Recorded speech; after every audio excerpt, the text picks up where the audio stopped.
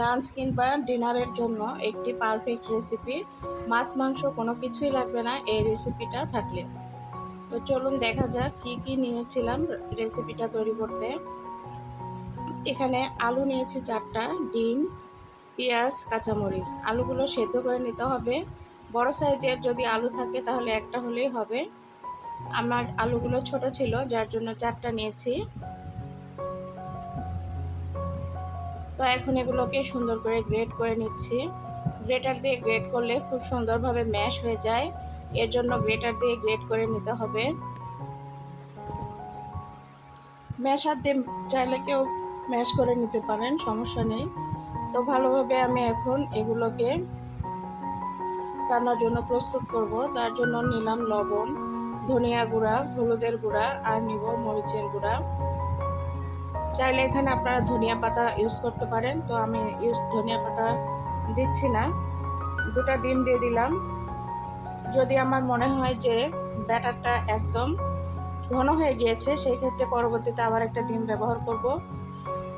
তবে আমার এখানে আলুর পরিমাণটা বেশি হয়েছিল যার জন্য পরবর্তীতে আরেকটা এখানে ডিম ব্যবহার করতে হয়েছিল।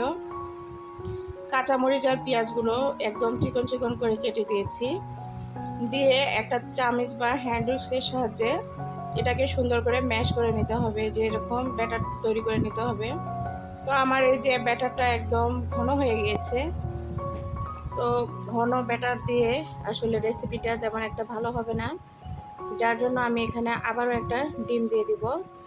ডিমটা দিয়ে সুন্দর করে এটাকে ফেটিয়ে নিব আলুগুলোর সঙ্গে।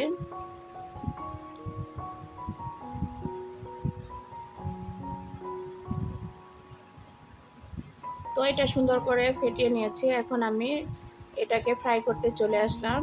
ফ্রাই প্যানের মধ্যে তেল দিয়েছি। এখানে তেলটা প্রথমে আপনাদের মনে হবে যে পরিমাণে বেশি পড়ে গিয়েছে, প্রথমে দেখলে মনে হবে, কিন্তু আসলে যে পরিমাণ তেল দিয়েছি সেই তেলটাই এনাফ। তো এখন একটা চামচের সাহায্যে এটাকে একটু আমি ছড়িয়ে দিচ্ছি।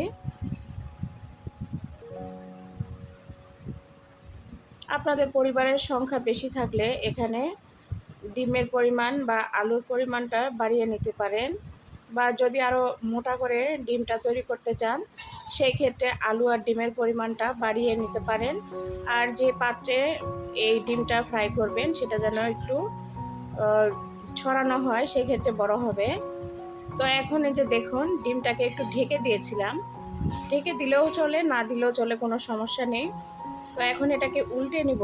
তো এভাবে উল্টে নেওয়া সম্ভব না, তো অফ ক্যামেরাতে আমি এটা প্লেটের মধ্যে ঢেলে উল্টে নিয়েছি।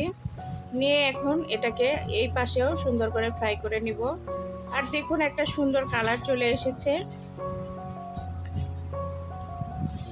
তো এখন এটাকে আমি সুন্দর করে আরও কিছু সময় জাল করে নিব।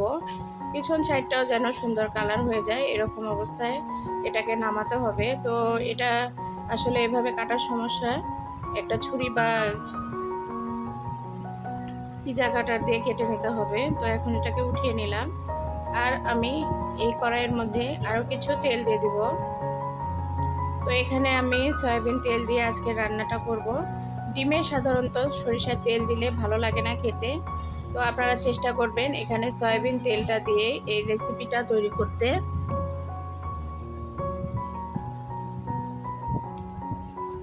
পেঁয়াজ দিয়ে দিয়েছি, আর পেঁয়াজটা দেওয়ার পরে এটাকে সুন্দর করে লাল লাল করে ফ্রাই করে নিতে হবে।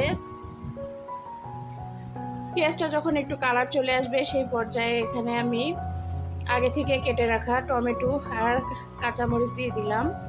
আমি সবগুলো আগে থেকে কেটে রেখেছি। এখন আমি এখানে লবণ দিয়ে দিলাম। লবণটা দেওয়ার কারণ হচ্ছে টমেটোগুলো দ্রুত যেন সফট হয়ে যায়, এর কারণে লবণটা দিয়ে দিলাম। লবণটা দেওয়ার পরে এখন এটাকে ভালো করে এভাবে নেড়েচেড়ে নিতে হবে।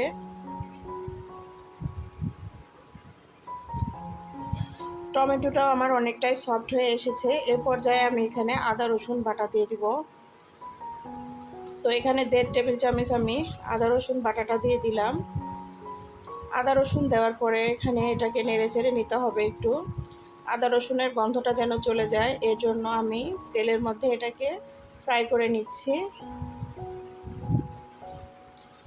আমি এই ডিমের রেসিপিটা একদম সম্পূর্ণটাই আমার নিজের মতো করে রান্না করেছিলাম। তো আপনাদের কাছে কেমন লাগবে জানি না।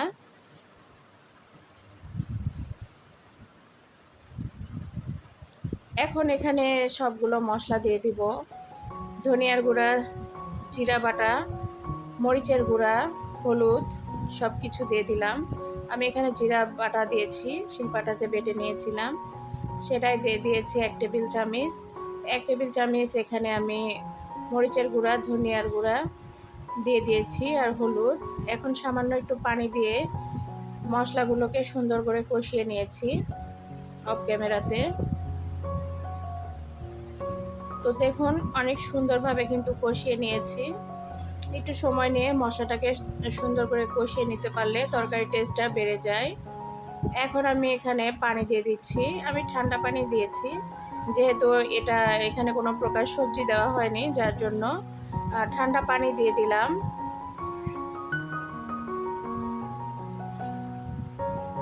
তো এটাকে এখন জাল করে নিতে হবে।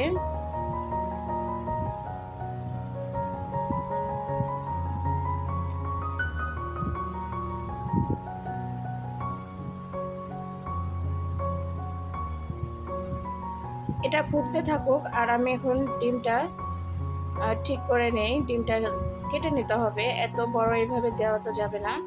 তো আমি একটা পিৎজা কাটার দিয়ে ডিমটাকে সুন্দর করে কেটে নিচ্ছি।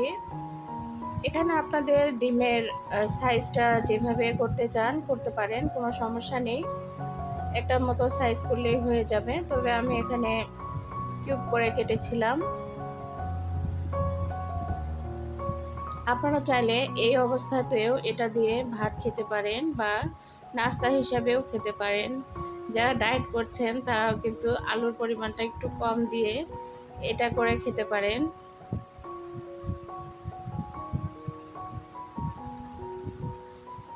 তো এখন এটাকে রেখে দিয়ে আমি এই ঝোলটাকে ভালো করে ফুটিয়ে নিয়েছি আর এখন ডিমটাকে ঝোলের মধ্যে দিয়ে দিলাম।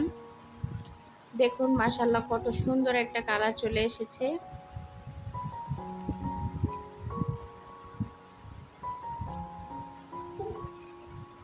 এখানে টমেটো দেওয়ার কারণে কিন্তু তরকারির এত সুন্দর একটা কালার চলে এসেছে। ঢাকনা দিয়ে ঢেকে জাল করে নিব 5 মিনিট। তো 5 মিনিট পরে আমি ঢাকনাটা উঠিয়ে তরকারিটাকে নেড়েচেড়ে দিচ্ছি। এখন এখানে কয়েকটা উপকরণ ব্যবহার করব। তো এই উপকরণগুলো আমি নিজের চয়েস মতো এখানে ব্যবহার করেছি। আপনারা আপনাদের পছন্দ না হলে নাও করতে পারেন। শুধু এখানে ভাজা জিরার গুঁড়া বা ধনিয়া পাতা দিয়ে আর একটু ঝোলটাকে টেনে নিয়ে নামিয়ে ফেলতে পারেন। তো এখানে আমি গরম মশলা আর জিরা ফ্রাই করে সেটা শিলপাটাতে বেটে তারপর এখানে দিয়ে দিলাম। এখানে এই যে হাফ চামচের মতো আমি ঘি দিয়ে দিলাম। ঘিটা দেওয়ার কারণে আর গরম মশলাটা দেওয়ার কারণে বিশ্বাস করেন একটা কি যে আলাদা টেস্ট আসে, যা বলার মতো না। আর এর ফ্লেভারটাও একদম পুরো রুমে ছড়িয়ে পড়বে। আর হাফ চামচ এখানে চিনিটা দিলাম, যেহেতু টমেটোটা ব্যবহার করেছিলাম সেই ব্যালেন্সটা মানে মিষ্টির আর টকের একটা ব্যালেন্স হবে খুব সুন্দর মতো, আর খেতেও অসাধারণ লাগবে। এখন এটাকে ঢাকনা দিয়ে ঢেকে জাল করে নিব আরও কিছু সময়। তো এখন পরিবেশন করে দেখাচ্ছি। দেখুন মাশাআল্লাহ কত লোভনীয় দেখাচ্ছে, খেতেও কিন্তু দুর্দান্ত স্বাদের হয়ে থাকে। এই যে দেখুন ডিমের পিসগুলো এরকম হয়েছে, অনেকটা পনিরের মতো লাগছে। এই যে গরম গরম ভাতের সঙ্গে এই রেসিপিটি একদম বেস্ট একটা রেসিপি। আপনারা চাইলে সকালবেলা পরোটার সঙ্গে বা রুটির সঙ্গেও খেতে পারেন, দুপুরের খাবার হিসাবে বা রাতের খাবারের সঙ্গে এই রেসিপিটা রাখতে পারেন। কেমন লাগলো রেসিপিটা অবশ্যই কমেন্ট করে জানাবেন।